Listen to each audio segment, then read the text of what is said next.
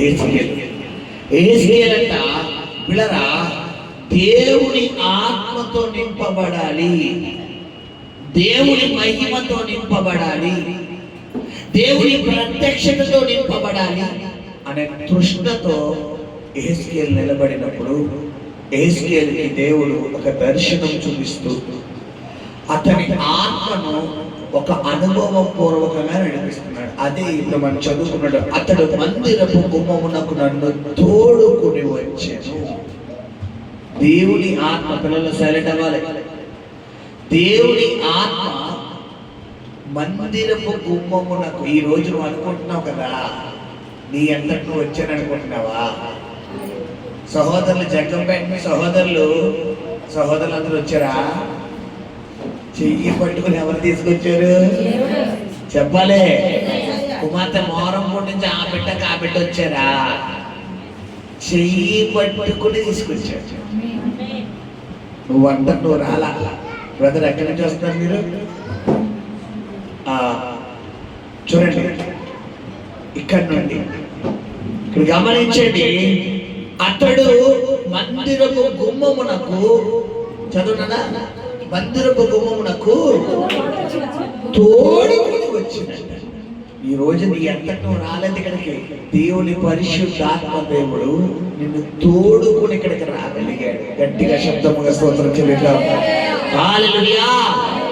గమనించి ప్రియ సహోదరి సహోదరుడా, రెండవదిగా మనం చూసుకుంటే మందిరం అంట తూర్పు ముఖముగా ఉండెను.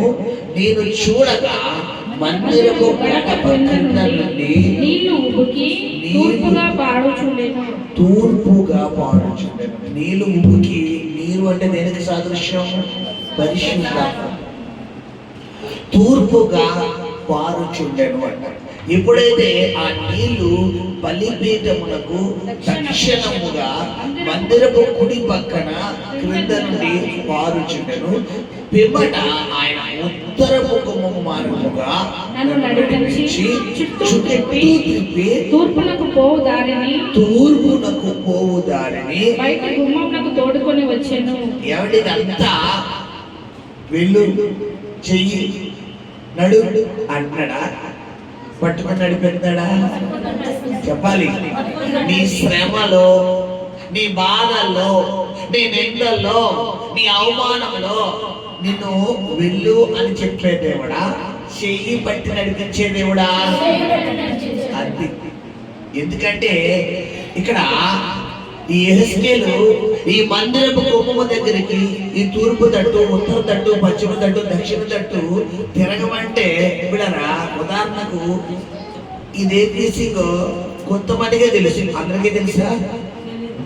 చెప్పాలి. ఇదే ఫేసింగో కొంతమందిగా తెలుసు, అందరికీ తెలుసా? ఇప్పుడు ఫేసింగ్ తెలిసిన వ్యక్తి పట్టుకుని నడిపితే అంటే మనము ఏ మార్గం గుండా వెళ్తున్నామో మనకు తెలియదు. మనం ఏ అనుభవం గుండా వెళ్తున్నామో మనకు తెలియదు. మనల్ని తీసుకు వెళ్ళే వ్యక్తి మన దగ్గర ఉంటే మనము వెళ్ళాల్సిన అవసరం, వెళ్ళాల్సిన దూరం ఎంతైనా వెళ్ళిపోతాం.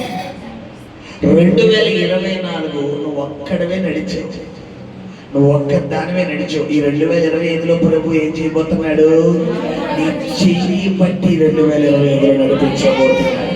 తూర్పు గుమ్మము వైపు అంట నీళ్లు ఉబుకుచున్నాయంట బలిపీఠ దగ్గర. అంటే నువ్వు వెళ్ళే మార్గంలో పరిశుద్ధాత్మ అభిషేకము ఉండేటట్టుగా దేవుడు చేయబోతున్నాడు. హల్లెలూయా. ఇలా బయలుదేరి ప్రయాణం వెళ్తున్న సమయంలో అతడు ఒకటి చూస్తున్నాడు. అదేంటంట? ఆ మాట చదువుతాడు. 3వ వచనం. ఆ మనుషుడు కొలనుల చేత పట్టుకొని తూర్పు మార్గమున బయలు వెళ్ళి 1000 మూరలు కొలిచి ఆ నీళ్లు గుండా నన్ను నడిపింపగా నీళ్లు చీలమండలం లోతుండెను. ఆయన మరి 1000 మూరలు కొలిచి, మొదటి 1000 మూరలు నీ ప్రారంభ స్థాయి. మొదటి 1000 మూరలు ఏంటి? నీ ప్రారంభ స్థాయి. అంటే దేవుళ్ళలోకి చాలా మంది ప్రారంభంలో అద్భుతాల ద్వారా వస్తారు, స్వస్థతల ద్వారా వస్తారు, సువార్త ద్వారా వస్తారు, దేవుడి మహిమ తెలుసుకుని వస్తారు. ఈ ప్రభు అప్పుల నుంచి విడిపిస్తాడని, రోగం నుంచి స్వస్థపరుస్తాడని, పాపం నుండి విడిపిస్తాడని, అనారోగ్యం నుండి విడిపిస్తాడని, కుటుంబంలో మారని వ్యక్తులను మారుస్తాడని, వ్యసన పరులను విడిపిస్తాడని తెలుసుకుని విని అప్పుడు మనం ఎవరిలోకి వస్తాం? ఇది చర్చల మండలంలో, అంటే ఏ లోతుది? పాదాల్లో అన్నమాట. ఇది ప్రారంభ స్థాయి. అంతే, వస్తామంటే చర్చికి వెళ్తాం, జస్ట్ ఆదివారం ప్రేయర్కి వెళ్తాం. అయితే ఈ ప్రారంభ స్థాయిలో ఉన్న అనుభవం ఎలా ఉంటుందంటే, చర్చికి వెళ్తే తల్లిగా తిప్పచ్చు చూడండి, ఇక్కడికి వస్తే చాలా ప్రశాంతంగా ఉంటుందండి, ఎప్పుడెప్పుడు వెళ్ళిపోదామా అనిపిస్తుందండి. ఇది ప్రారంభ స్థాయి అన్నమాట. అంటే ఏంటి? నేను దేవుడు ఇంటి దగ్గర ఉన్నట్టాడా? చెప్పాలి. ఎప్పుడెప్పుడు ప్రార్థనకి వెళ్ళిపోదామా, ఎప్పుడెప్పుడు పనులు చేసేసుకున్నావా, అయ్యో పరిశుద్ధాత్మ కోటాలు 3 రోజులు అన్నారు, ఇంకో 6 రోజులు ఎడితే బాగుంటారు బాబు. ఎంతమందికి ఆశగా ఉంది? 3 రోజులు అయితే ఇంకో 4 రోజులు ఎడితే బాగుంటుంది కదా. ఈ ఆశ నువ్వనుకుంది కాదు, ఇంటింది ఎవరో ఆయన. ఏంటంటే ఈ నరపుత్రుడు ఈ యేసుకెళ్ళి ఏం చేస్తున్నాడంటే అనుకుంటున్నాడు అనమాట. ఏం పిల్లరా చూడండి, ఆ 1000 మూరలు కొలిచిన తర్వాత, అంటే తను దైవకంగా ఎంత ఎదుగుతున్నాడో తను ఏం చేసుకుంటున్నాడో సరి చూసుకుంటున్నాడు. ఒక విశ్వాసం చెయ్యాల్సిన పని ఇదే. ప్రతిరోజు మనం ఏం చేయాలమ్మా? మనల్ని మనం ఏం చేసుకోవాలి? సరి చూసుకోవాలి. ప్రతిరోజు ఉదయం లేచిన వెంటనే మనం ఏం సరి చూసుకుంటాం?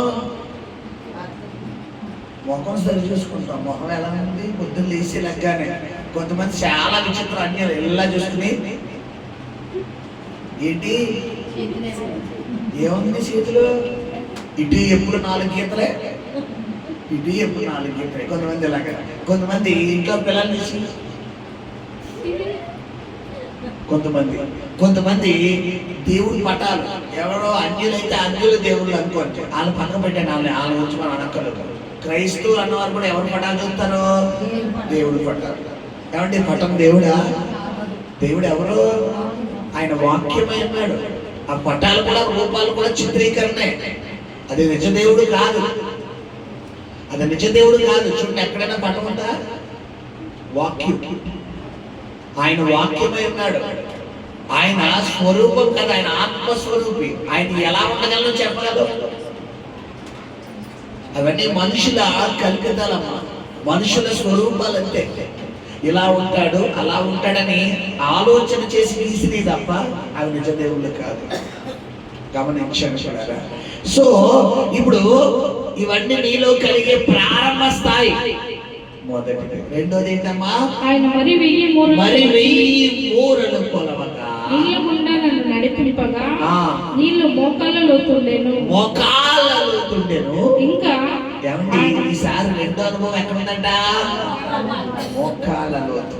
అంటే ఏంటంటే మోకాళ్ళ లోతు అంటే ఏంటి చెప్పాలి? మోకాళ్ళ ప్రార్థన.